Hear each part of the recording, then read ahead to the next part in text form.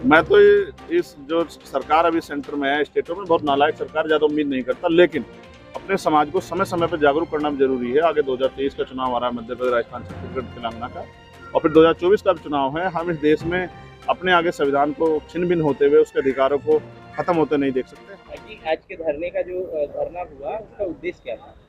देखिए, आज का जो धरना था उसमें हमारा 12-13 सूत्रीय ज्ञापन है जो हमने महामहिम राष्ट्रपति जी के नाम दिया है, क्योंकि देश की जो सरकार है, चाहे वो केंद्र की हो या उत्तर प्रदेश की, उनसे बहुत ज़्यादा उम्मीदें नहीं रही, क्योंकि उनकी सरकारों में तो जिस तरह से बहुजन समाज के ऊपर अन्याय अत्याचार हो रहा है, ये इससे स्पष्ट होता है कि वो उनका बस चले तो वो हमसे रोटी खाने का अधिकार भी छीन लें। तो बहुत सारी मांगे हैं, और वो सारी मांगे, एक व्यक्ति पे हमला हो, उसकी जान चली जाए, कोई फर्क नहीं पड़ता, लेकिन जो समाज के साथ अन्याय हो रहा है, जो रोज बहन बेटियों के साथ रेप हत्याएं हो रही हैं, जो मणिपुर में हो रहा है, जिस तरह से शराब पी के जो है कोई पेशाब कर दे रहा है, कोई जूते चटवा रहा है, कोई जूते में पानी पिलवा रहा है, कोई मूछें रखने पर हत्या कर रहा है, कोई गरीबों की जमीन छीन ले रहा है, कहीं बहन बेटी पे तेजाब डाल के रेप करके उसको कुएं में डाल दिया जा रहा है, कहीं जो है मटकी छूने पर हत्या हो रही है। इस अन्याय का जवाब देने के लिए आज हमने भीम आर्मी आज़ाद समाज पार्टी के सभी कार्यकर्ताओं को दिल्ली कूच करने के लिए कहा था, और हमने ज्ञापन दिया है, और 15 दिन का उनको समय दिया है। 15 दिन के बाद हम अपनी रणनीति तय करेंगे कि आगे की लड़ाई हमको कैसे लड़नी है। प्रमुख मांगे क्या है आपकी इसमें? देखिए, हमारी पहली मांग है, भारत क्योंकि गणराज्य है, यहाँ लोकतंत्र है, तो जनता के हितों का ध्यान रखना चाहिए। उसमें भी जनता में भी उस आबादी का जो सदियों से अन्याय अत्याचार सहती रही, जिसके साथ जुर्म जाती हुई, और आज भी जो तमाम तरह की मुसीबतों की शिकार है, गैर बराबरी की शिकार है।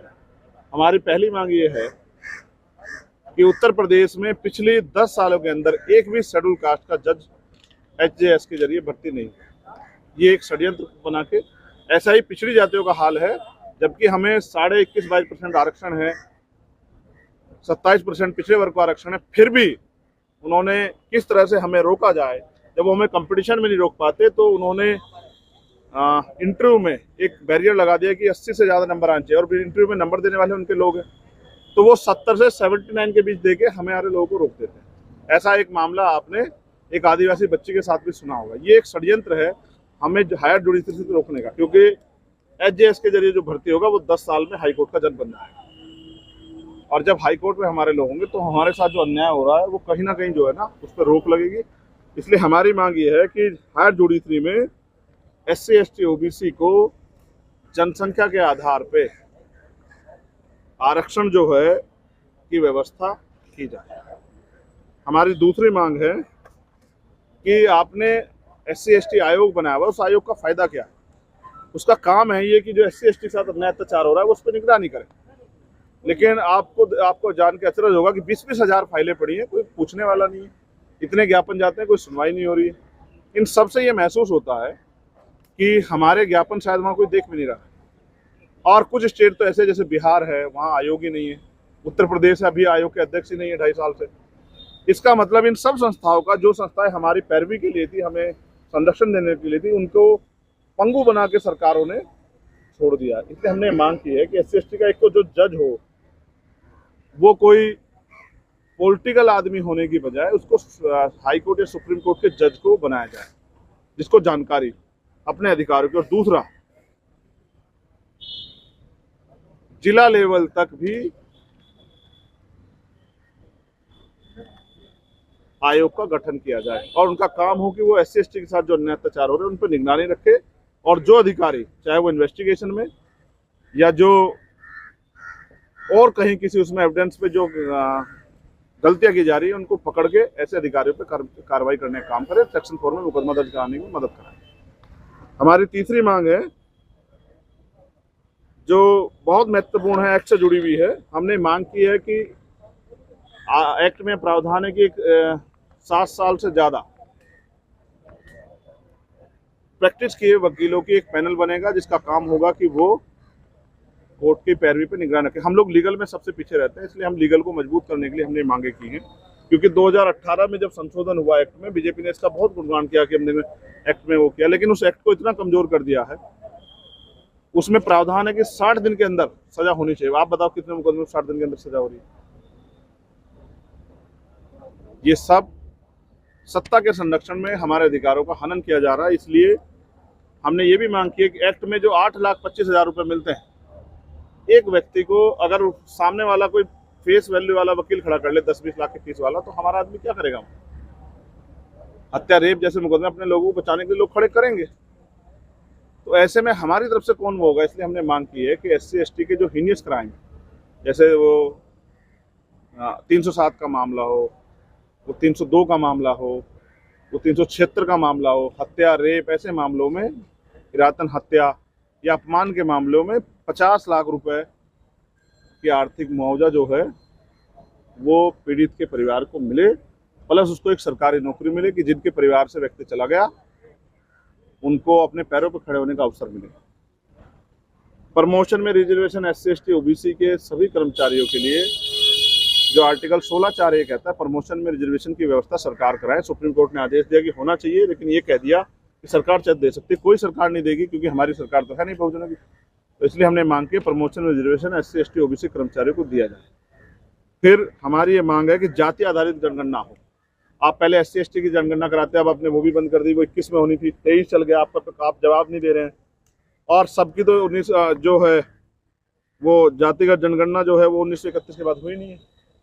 तो पिछड़ों की कितनी आबादी कैसे पता लगेगा? उनके पास कितने संसाधन कैसे पता लगेगा? अल्पसंख्यक कितनी आबादी है, उनके पास कितने संसाधन कैसे पता लगेगा? और जो दलितों की बढ़ती आबादी है उसका संरक्षण कैसे होगा, उनका प्रतिनिधित्व कैसे तय होगा? इसलिए हमने मांग की है कि जातिगत जनगणना कराई जाए, जिसपे सरकार मौन है।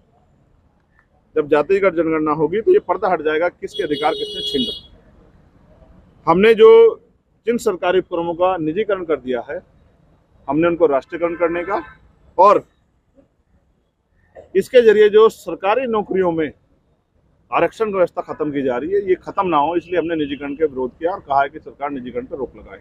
और जिनका निजीकरण कर दिया अपने चंद पूंजीपति मित्रों को खुश करने के लिए, जो कि संविधान के आर्टिकल 39B का वॉयलेशन है।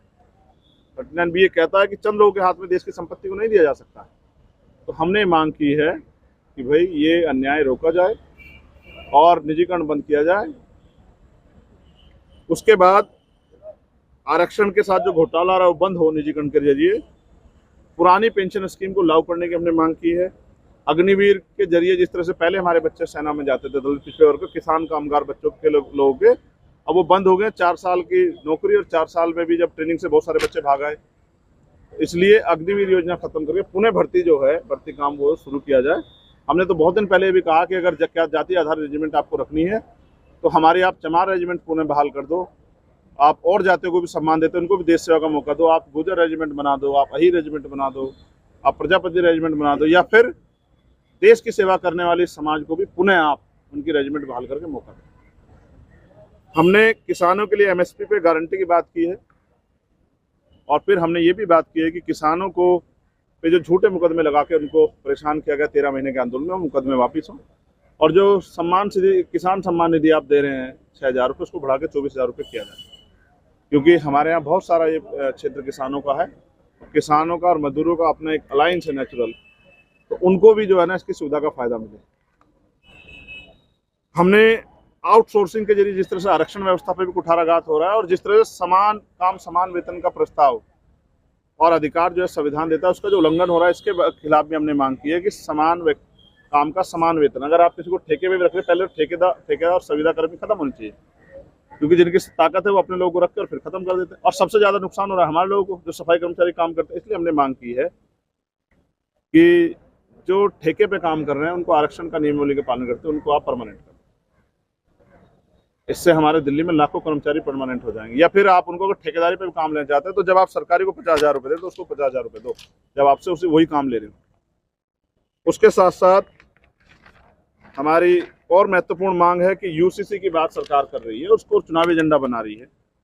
हम इसको लागू करने से पहले और इस पर बात करने से पहले हम ये चाहते हैं कि देश में क्या सरकार बताए क्या सामाजिक और आर्थिक गैरबराबरी खत्म हो गई है, धार्मिक और राजनीतिक गैरबराबरी खत्म हो गई है, शैक्षणिक जो है गैरबराबरी और लैंगिक गैर बराबरी क्या खत्म होगी, ये सरकार को इसके डांटे जो है जारी करना चाहिए और पहले इन पे काम करना चाहिए। अभी देश हाशिए पे पड़ा है, 80 करोड़ लोग सस्ता राशन लेते हैं, जब 1% लोगों पे एक जमीन नहीं है। सरकार को जवाब देना चाहिए, देश की आज़ादी के बाद इन वर्गों को मिला क्या है, इनकी वोट 85% है, इनको हिस्सेदारी कितनी मिल रही है। और एक हमारी मांग है, क्योंकि पिछले बहुत दिनों तक हमारे लोगों ने मजाक बनाया, विरोधियों ने मजाक बनाया ये कह के कि हमला जो है ये पराजित हमला है, सुरक्षा के लिए है या सस्ती लोकप्रियता के लिए है। ये सारा हमला जो है सरकार के संरक्षण में पराजित हुआ। और मैं प्रधानमंत्री से आज दिल्ली कहने आया था, उनको कब सुनाई देता है। मैंने उनसे मांग की है, हमारे संगठन, हमारे नेताओं, हमारे साथियों के जरिए, कि भाई इस घटना की सीबीआई जांच कराया जाए। आपने चंद लोग पकड़ के जेल में डाल दिया, आपने जो बड़े जिन लोगों ने इसको संरक्षण देने का काम किया, जिनके नेतृत्व में अपराध हुआ, उनको गिरफ्तार नहीं किया। इसलिए आप इसकी जांच कराओ कि इसमें कौन कौन लोग शामिल है, हमें पता लगे कि हमारी हत्या कौन कराना चाहता है। और रही बात सुरक्षा की मांग करना हमारा अधिकार है। जब इस देश में जिनकी सरकार है, उनके विधायक को और मंत्री को, नेता को, सबको सुरक्षा मिल रही, तो हमारी पार्टी के कार्यकर्ता, नेता को भी सुरक्षा मिलनी चाहिए। हम भी टैक्स देते हैं, वो भी टैक्स देते हैं। सरकार का जो पैसा जिससे उनका संरक्षण मिलता है, सुरक्षा को, वो सारा आम आदमी का पैसा है, किसी गरीब लोगों का पैसा है। उस पैसे जब आप उनको सहूलियतें देते हो तो देश के विपक्ष के जो नेता उनको क्यों देते? इसलिए हमने उनसे सुरक्षा की मांग की है। लेकिन सुरक्षा से पहले जो मैंने आपको बताया कि मेरी सुरक्षा तो हो जाए, विनयतन सिंह जी की, आवेश जी की, जतिन जी की, अमित कसाना, रविंद्र भाटी की सुरक्षा कैसे हो, इसका भी संज्ञान सरकार को लेना चाहिए। जो सत्ता संरक्षण में हत्या हो रही बंद होनी चाहिए। और एक मांग हमने की है कि मॉब लिंचिंग पे कानून बनना चाहिए। मेरा ऐसा मानना है, सरकार हमारी मांग नहीं सुनेगी तो इसके खिलाफ हम जन आंदोलन करेंगे। 15 दिन हम इंतजार करेंगे, फिर हम आगे की रणनीति बनाएंगे और उसके बाद हम देश में घूम घूम के लोगों को जागरूक करने का काम करेंगे। और जातियों बटा समाज, दलित समाज, पिछड़ा वर्ग, मुस्लिम, जैन, सिख, बौद्ध, ईसाई और जो आदिवासी समाज है, उसको हम इकट्ठा करने का काम करेंगे। उनकी वोट की शक्ति, उनमें जागरूकता पैदा करने का काम करेंगे और उनको समझाएंगे कि अपने देश में किसी के भरोसे मत रहो। 70 साल हो गए आपको इनके धोखे खाते खाते, इनके धोखे से बाहर निकल के आप आज़ाद समाज पार्टी काशीराम के साथ खड़े होकर अपने आप को ताकतवर बनाओ। क्योंकि जिनका राज होता है उनके साथ ये अन्याय अत्याचार नहीं होता। हमने अपनी बच्चियों को इसलिए नहीं पैदा किया कि उनको कोई अपराधी आके नोच ले। हमने इसलिए, हमारे परिवारों में बच्चे पैदा नहीं हो रहे कोई उनकी मूंछ रखने पर हत्या कर दे। इस अन्याय को हम लोग सहने वाले नहीं और चैलेंज करने के लिए हम आए कि हम संविधान के लिए इस चैलेंज का जवाब दें। लगातार देश में जब दलितों पर अन्याय अत्याचार होता है तो जो आरोपी होते हैं विशेष जाति की, वो जाति के लोग पंचायतें करते हैं, उनको आर्थिक सहयोग भी करते हैं। लेकिन जब और ओबीसी समाज के लोग किसी पर अन्याय अत्याचार करते हैं तो उनके घर पर बुलडोजर चल जाता है, उनको ऐसी सजा दी जाती है कि उनकी कई पीढ़ियां याद रखती हैं।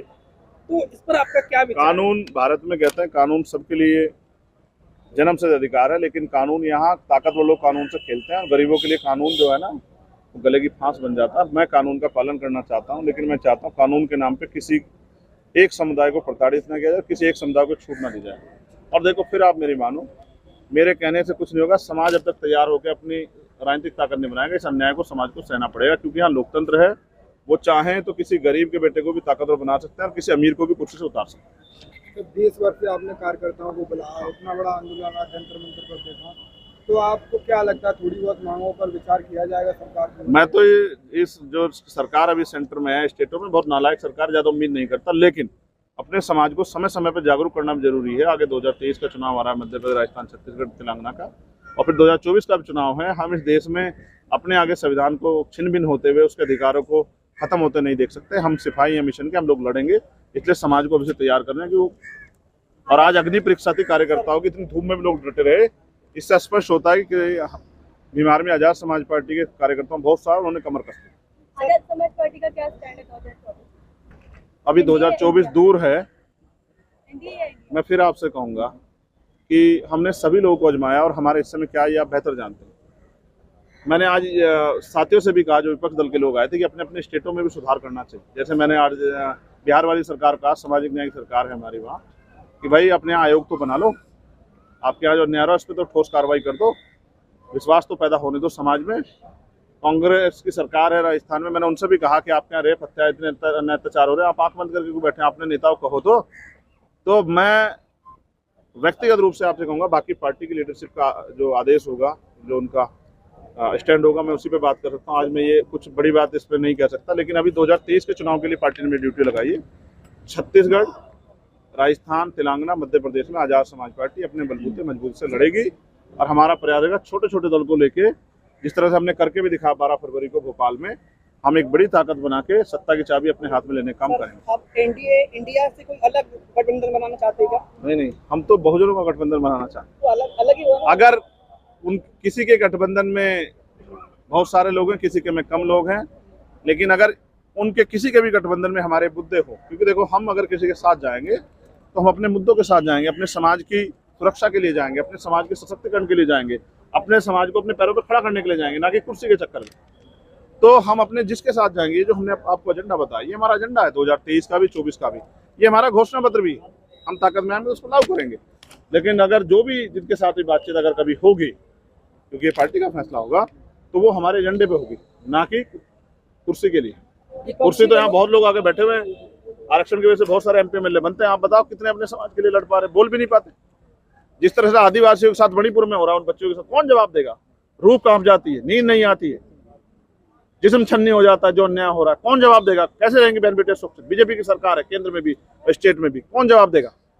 प्रधानमंत्री ये कह के निकल जाते हैं, क्रोधित हूँ, दुखी हूँ, इससे काम चल जाएगा? मुख्य प्राइम मिनिस्टर हो आप, चंद्रशेखर थोड़े प्राइम मिनिस्टर है। चंद्रशेखर होता तो मुख्यमंत्री वो जेल में होता, लेकिन आप प्राइम मिनिस्टर, आप पे ताकत क्यों नहीं कर रहे हो बर्खास्त?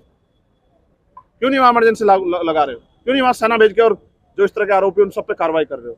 क्यों लोगों को मरने के लिए छोड़ रहे हो? बहन बेटिया के मरने के लिए इस देश में? प्राइम मिनिस्टर जवाब दे। तो मणिपुर की घटना पर आपकी क्या राय है? नहीं, ये बहुत दुखद है, इसके लिए शब्द नहीं है। बस इतना ही कहूंगा कि देश में जब ऐसे लोग सरकार में बैठे हो जिनको बहन बेटियों के सम्मान की परवाह ना हो, उनके सरकार में बहन बेटियों को ऐसे ही कुचला जाएगा, और उनसे बचाने के लिए ऐसी सरकारों को उखाड़ फेंकना बहुत जरूरी है। सर आप विपक्षी नेता के तौर पर लगातार संघर्ष कर रहे हैं, लगातार आंदोलन कर रहे हैं। 2 बैठक अब तक लोकसभा चुनाव को लेकर हो गई, क्या आपके पास कोई सूचना आई कार्यकर्ताओं? नहीं, मेरे पास कोई सूचना नहीं है। और देखिए, मैं फिर कह रहा हूँ, विपक्ष नहीं है, हम पक्ष हैं। हम अपने समाज का पक्ष हैं, क्योंकि हमारे समाज की बात कोई नहीं उठाएगा। हम अपने समाज का पक्ष हैं। समान शिक्षा कब लागू होगी? समान चिकित्सा कब लागू होगी? कब जो है जिसकी संख्या बारी उसकी हिस्सेदारी पे बात होगी?